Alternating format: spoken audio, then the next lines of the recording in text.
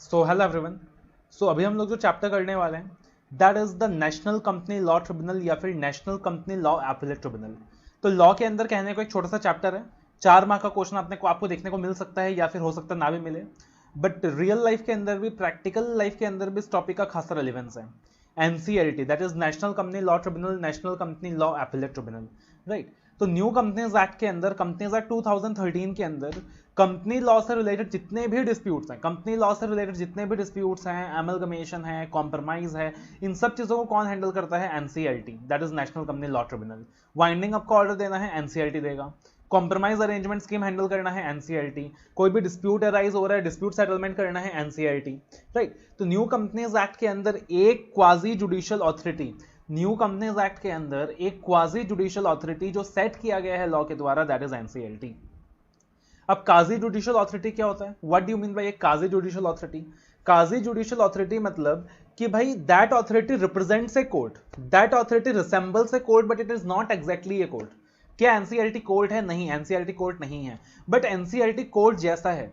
NCLT के पास civil court की सारी पावर्स हैं, राइट। एनसीएलटी कोर्ट नहीं है बट एनसीएलटी कोर्ट जैसा है। एनसीएलटी के पास सिविल कोर्ट की सारी पावर्स हैं, कंपनी लॉ से रिलेटेड जितने भी डिस्प्यूट्स हैं उनको हैंडल करने की पावर्स हैं। इसीलिए हम कहते हैं कि ये जो है एक काजी जुडिशियल ऑथोरिटी है जो लॉ के अंदर सेट किया गया है।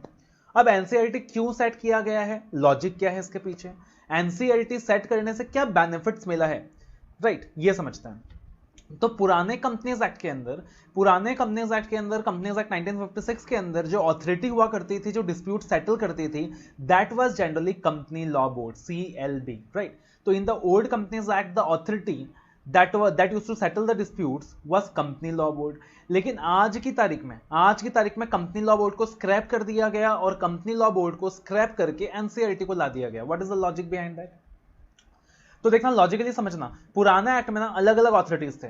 डिस्प्यूट सेटल करने के लिए कंपनी लॉ बोर्ड हुआ करता था, लेकिन एट द सेम टाइम जब मामला आता था कॉम्प्रोमाइज का, जब मामला आता था अरेंजमेंट्स का, जब मामला आता था वाइंडिंग अप का, तो वहां पे हाई कोर्ट बीच में आ जाया करता था।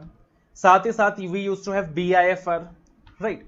तो अलग अलग ऑथोरिटीज थी जो ओल्ड कंपनीज एक्ट के अंदर, जिनके बीच डेलीगेशंस हुआ करते थे कि डिस्प्यूट्स आप हैंडल करोगे, है ना, सीएलबी डिस्प्यूट्स हैंडल करेगा, जो कॉम्प्रोमाइज है, अरेंजमेंट है, वाइंडिंग अप है, वो हाई कोर्ट देखेगा। तो इस तरीके से अलग अलग ऑथोरिटीज हुआ करती थी। कुछ पावर सीएलबी के पास था, कुछ हाई कोर्ट को दे दिया गया था।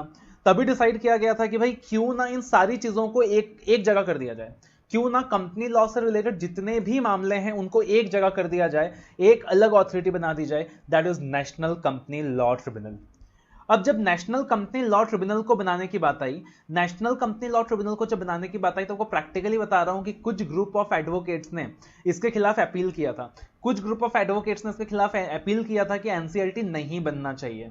अपील क्यों किया था? बट प्रैक्टिकली फैसला जो है उनके खिलाफ आया, मामला सुप्रीम कोर्ट तक गया और सुप्रीम कोर्ट ने फैसला लिया कि नहीं, एनसीएलटी को आना चाहिए। तो प्रैक्टिकली उन्होंने अपील क्यों किया था? प्रैक्टिकली एनसीएलटी से बेनिफिट क्या हुआ है? एक तो एनसीएलटी से ये बेनिफिट हो गया कि कंपनी लॉ से रिलेटेड जितने भी मैटर्स थे अब वो एक जगह आ गए सारे के सारे। एनसीएलटी एक काजी जुडिशियल ऑथोरिटी सेट कर दिया। दूसरा बेनिफिट ये हो गया कि भाई पहले हाई कोर्ट भी बीच में इन्वॉल्व हुआ करता था, हाई कोर्ट के पास और भी काफी इंपॉर्टेंट मैटर्स हैं, तो अब हाई कोर्ट जो अननेसेसरी मैटर्स को हैंडल कर रहा था वो भी एनसीएलटी के पास आ गया। मतलब क्या हो गया कि हाई कोर्ट का जो बर्डन है वो रिड्यूस हो गया। उसके बाद अगर हम बात करें तो स्पीडी डिस्पोजल हो गया, बिकॉज पूरे कंपनी लॉ के लिए एक ही ऑथोरिटी है, कोई कंफ्यूजन नहीं है, तो स्पीडी डिस्पोजल हो गया यहाँ पे। एंड साथ ही साथ एनसीएलटी का मैकेनिज्म भी बहुत स्ट्रांग बनाया गया है। एंड उसके अलावा एक बहुत बड़ा बेनिफिट है, that is scope of professionals have increased. Professionals का स्कोप इंक्रीज हो गया। स्पेशली मैं अगर चार्टर्ड अकाउंटेंट हूं तो मेरे लिए बहुत खुशी की बात है एनसीएलटी का आना। ऐसा क्यों है सर? इसी बात को मैं कोरिलेट कर रहा हूं विद दैट इंसिडेंट कि मैंने आपको बताया ना कि कुछ एडवोकेट्स ने अपील फाइल किया था, राइट। अब प्रैक्टिकली वो अपील क्यों फाइल किया था एडवोकेट्स ने? बिकॉज क्या था कि पहले मामला हाई कोर्ट भी इन्वॉल्व था वहां पे, है ना, कॉम्प्रोमाइज है, अरेंजमेंट है, मामला जब आगे जाता था वाइंडिंग अप के केस में हमेशा हाई कोर्ट इन्वॉल्व था। और प्रैक्टिकली एक चार्टर्ड अकाउंटेंट, एक कंपनी सेक्रेटरी, एक कॉस्ट अकाउंटेंट, ये लोग हाई कोर्ट में मैटर को रिप्रेजेंट नहीं कर सकते। They can not represent a matter in the high court, only advocates can represent a matter in the high court. लेकिन अब क्या हो गया, जो एनसीएलटी है, एनसीएलटी प्रैक्टिकली कोर्ट तो है ही नहीं ना, ये तो एक सेपरेट काजी जुडिशियल ऑथोरिटी है, ये तो कोर्ट है ही नहीं। तो अब एनसीएलटी के अंदर क्या है कि भाई एक सीए भी रिप्रेजेंट कर सकता है अपने क्लाइंट को एनसीएलटी में, एक चार्टर्ड अकाउंटेंट भी अपने क्लाइंट को रिप्रेजेंट कर सकता है एनसीईआरटी के अंदर, बाकी जो प्रोफेशनल्स हैं, कंपनी सेक्रेटरीज हैं, कॉस्ट अकाउंटेंट हैं, ये लोग भी रिप्रेजेंट कर सकते हैं एनसीईआरटी के अंदर। इसीलिए अब एक सेक्शन भी अलग से ड्राफ्ट कर दिया गया, सेक्शन 432, कि कोई क्लाइंट अपने चार्टर्ड अकाउंटेंट को, अपने कंपनी सेक्रेटरी को, कॉस्ट अकाउंटेंट को भी ऑथराइज कर सकता है कि भाई तुम मेरे बिहाफ में केस लड़ लो कोर्ट के सामने, मतलब एनसीईआरटी के सामने। तो प्रैक्टिकली एक ये रीजन था कि वहां पे एडवोकेट्स के हाथ से कुछ काम जा रहा था और वहां पे चार्टर्ड अकाउंटेंट, कंपनी सेक्रेटरीज की भी एंट्री हो रही थी और इसीलिए वहां पे एक ऑपोजिशन था। बट खैर सुप्रीम कोर्ट ने जो फेवर है वो एनसीईआरटी के फेवर में रूल आउट किया और बहुत ही खुशी की बात है कि आज देश के अंदर एनसीईआरटी है और हम चार्टर्ड अकाउंटेंट भी अपने क्लाइंट का केस कहां लड़ सकते हैं, एनसीईआरटी में लड़ सकते हैं। तो यानी कि हो गया यहाँ पे स्कोप ऑफ प्रोफेशनल्स इंक्रीज हो गया।